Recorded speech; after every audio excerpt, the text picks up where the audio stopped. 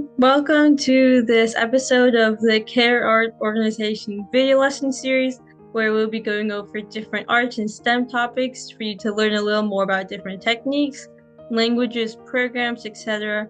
So you can, take this opportunity to grow your, set of skills and tools to help you in your future careers. So today we'll be going over one of my favorite lessons, the Scratch Cookie Clicker. Okay.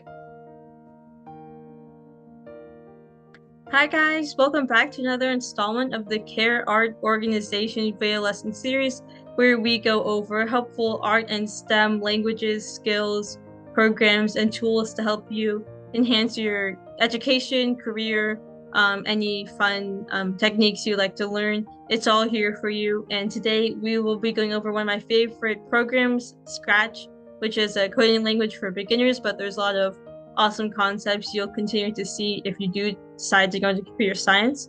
So specifically, we will be going over the cookie clicker lesson that I designed, where I'll walk you through my code, and then you'll have a chance to explore and develop upon it if you decide to take it up and continue exploring the world of Scratch. So if you haven't seen any of our videos before, welcome. We are Care Art Organization, like I said, which stands for Community Art Resource Education. And we're a team of high schoolers looking to spread a love of art and STEM for youth, but anyone is welcome. If you haven't had a lot of exposure to languages like Scratch, that's totally okay. They only, were invented around like in the past decade, so it's very understandable that the internet has really, provided a lot more resources, and we're hoping to at least share our expertise if anyone's willing, to look into it. And we hope that you take a lot from this lesson as well. So, um, it, as I just scratched or heard of it before, basically it's a visual programming language that is meant for beginners to introduce them into computer science. You can use blocks to, do the code you want to. Usually other more advanced code like Java or Python is written, but Scratch, they provide all the blocks, so it's a lot more easy to understand and use if you are, first getting into coding. So if you would like to follow along, I'll just be showing my code to expedite the process. You don't have to watch me drag blocks, but if you, would like to, copy it down, feel free to get up your account or sign in and make one. So you would need a username and password in order to save your work. If you're not logged in, it will delete if you close the tab. So please don't accidentally, erase all your work. Make sure to sign in if you'd like to keep it. So here in the bottom right, you can see a diagram of what Scratch looks like. So I'll also restate this when we pull it up, but you can see the blocks are on the left-hand side, the artboard or whiteboard where all your sprites and all the actions are going to be taking place is right there. And then under it is like list of sprites. So it's a very, visually appealing program, very easy to use.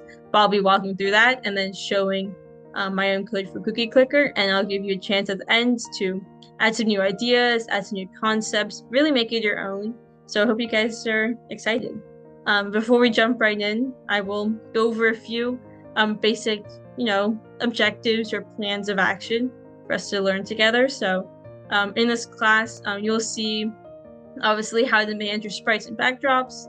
I'll explain what those are in case you're not familiar with.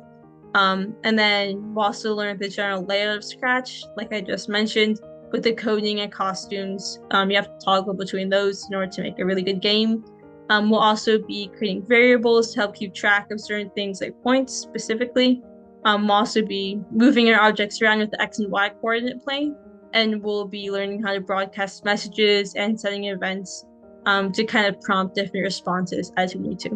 And in the end, we'll have a great animated game with the cookies falling from the sky and, eating or collecting a lot of them at the end. So that is our plan. And now this is, what it'll look like if you screenshots, but I will start showing you what Scratch looks like, what my code looks like, and then at the end you'll be able to take it home and be able to code with it. So let's just get started. All right, so now that we're on the Scratch website, I want to really quickly show you how to make a project and what the basic structure looks like before I show you what mine is. So when you're on the homepage, when you're signed in, remember you need to sign in to save your work. If you go to like the My Stuff folder and click on it, you'll see like your old projects. We don't need to look at mine; they're very messy. We have a new project, like it says, it'll create a new one for you, and then you'll have like a new space to work and code the game. So on the left, like I said, are all your blocks. They're organized by function. They also have different colors, so you can tell what they are like really easily. Obviously, like the control and the motion look very different with separate colors, so it's easier to identify for you. So it's like, obviously very beginner friendly. And then here's also where we'll find the costumes. Every game automatically loads with the Scratch Cat, which is their logo. And here it's a really example of the different costumes. So obviously, as I set it to either one, it'll look different, and this is really helpful if you want your sprites to change appearance, change size, color, etc. And then obviously, as you can see, there are different sounds. You can import them. If you ever see this button, it's because you can add a new one. You can upload your own. You can generate a random one. You can draw your own. You can also choose one if you click on it. There's a bunch of different sprites, and this appears for sounds as well. Also backdrops. So this is where a lot of the backend work is. And here is your artboard. So there's the go and stop button kind of. Or it's called the green flag and stop button. So this will run your code, whatever's in here, and then this will end it. And then here is the sprite. You can move around the any sprite. Then we only have one right now, and here is where you kind of keep track of all that. So right now we have the cat, just to show everyone. So you can rename it here. Just give it a name, although we're not going to use it. It'll tell you where the X and Y is, and this will update as you go. You can also hide it. We do want to show it right now. You also flip the direction, change the size. This is where you can add a different sprite. So if I add just the first one I see with your apple, obviously now it's added. You have more stuff to work with. So as you play around, add more sprites, their code will be in each obviously sprite, and it'll be different. So make sure you're putting the code in the right one if you're very new to Scratch. And then the backdrops, obviously what the background looks like. It has more limited code. Obviously you can't move the backdrop, so that's not an option. So you won't have as much coding here, but it can be helpful if you want certain sprites to show up in different backgrounds. That's where you would trigger that. And then if you click on this button, there's a bunch of great backdrops you can choose from. So this is what the basic Scratch looks like. And also up here is where you'll name your project, say your test. All those will probably get deleted later. You can edit if you ever have any backup issues. You can restore that here.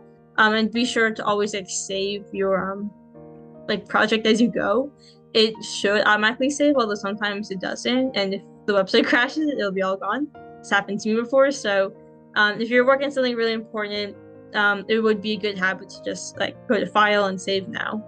And then there's some other things settings. You don't really need to know that.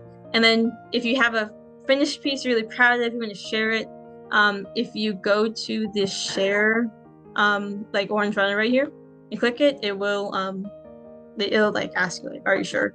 You can just do that. Obviously this is not finished, so I will be unpublishing this, but if you're really proud of this, so now it's open to everyone to see. They can remix it. Scratch has a really big remixing culture, so if it's really good, then maybe someone will take it and make it better. But that's the basics of Scratch, so hopefully that sounds all good to you guys. And now I'll just be running through my code. This is also, I'll mention this again, but it's also available on our website, www.careart.net, where you can find a bunch of blog posts. So I wrote an article about this, kind of mechanics behind it, and also, of course, on a worksheet. So if you want, you'd find this code. It is available online, but I'll just be walking through how this works, and you can add it and follow along if you want to listen to me.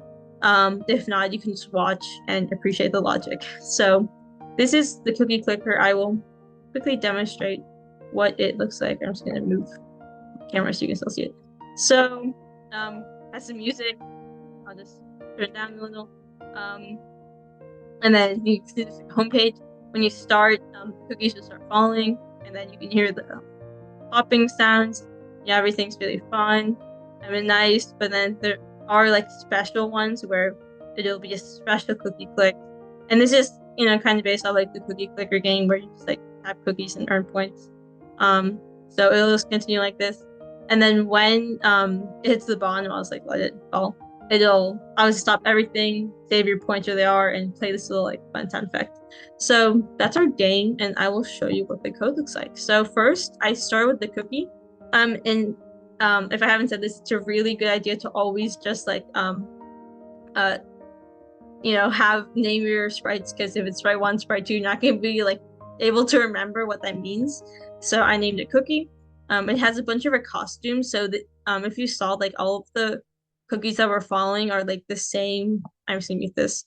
Are the same like sprite, like they're not like each different sprites, but different costumes like are obviously what give it different appearance. So we're gonna leave that there. And then in my code, the first thing I did was I hid it, because obviously like here you don't see it. Like this is the title, so like those aren't those are the cookies. And then I hid it. So then, but when the button was clicked, it sent out the start message, and starts are created and sent out through the events. They're called messages, or you can call them broadcasts. Basically the same thing. You just like send out something to other sprites, and then it'll react accordingly. So when I click start here, this is also what's playing the sounds. It sent out the broadcast message, and then that was able to, the cookie received that, and then the main one hid itself. And with the cloning methods through Scratch, we can create different copies. Well, obviously not creating like a million sprites, because that's just not possible. So if you see in the code, a bunch is like falling, and this is like all the clones of the like the original cookie that's hidden. So the cloning function is done through the control at the very bottom, where you can create clones. So basically this is creating the clones, and then when you go over here, this is telling the clones what to do. So they're going to start a little smaller, so then when you click on it, it'll like explode and like turn this fun color, and also like play popping sound. So that's a little about how clones work. They're very useful in Scratch, and you can do a lot of different things with it, like creating this round cookies without having to have like cookie 1, cookie 2, cookie 3, like all the way down here. So that's how clones work and why they're very helpful to use in your coding. So obviously, like I just cleared like the graphic effects a little smaller, so when it does explode, it'll like get bigger and have a like different color. So this is like picking random cookie, and then I showed the cookie because remember it's like still hidden, and then it went to this random like value at the very top. So it always start up here, but the X will be different. So when you like look at it, obviously they're showing up like here, here, here, here, here. If that makes sense. So that's a little about like the clone behavior. And this forever loop, basically whatever runs inside of forever loop will, as I said, run forever. So it's forever changing y by 2, which is making it go down slowly. And then if it touches the mouse, if the user successfully clicked it, the points will change by 1, so they'll gain a point. And then the pop sound will play, and then the ghost effect and switch random to this, and then change size is what like gives it the like exploding effect. I will replay that now, if you would like to see.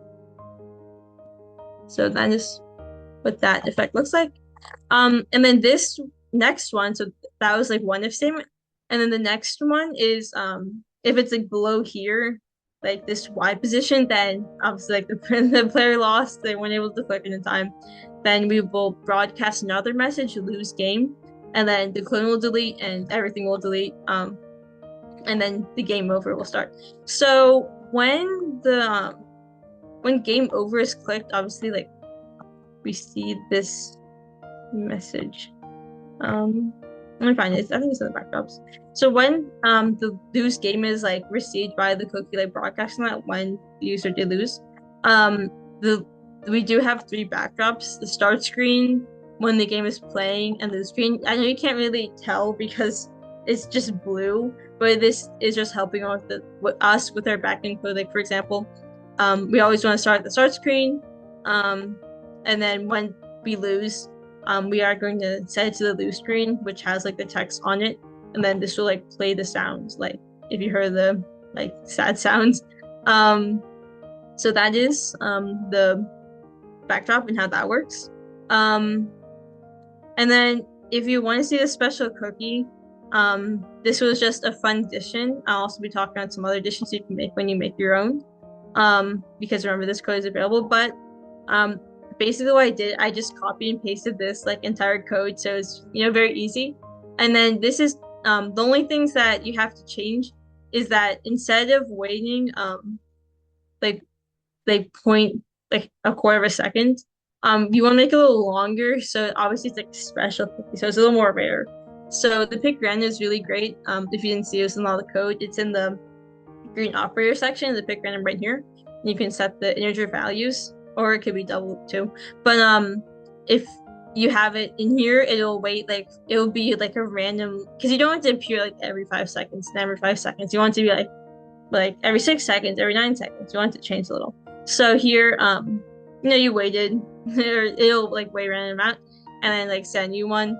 And then it's like basically the same thing, except this time we have a special cookie broadcast, and that is when you receive this message, it'll show up. Let's play it one more time, and then it'll kind of rise from the bottom, and then give you like that cool message that hey, you clicked the special one. So like right there. And then something special is that also instead of changing the points by 1 like all the other cookies, it changed it by 10. So you want to like give it a little more weight. So it's just a little like way to have a more interesting like game design. So I hope that code made sense. Obviously there's a lot of it, but it would be like a long time for me to go through everything, like pick apart the details. So if you do want to actually look at this code, remix it, it's published on Scratch under like my account and then the Cookie Cooker, but it's also available on our website. So plug for www.carrotart.net.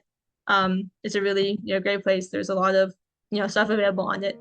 So that is the code. And really quickly, some different game ideas you could have. Like obviously this is a pretty nice like game, but there's definitely things you could add to, like for example, you could have like different music, you could have like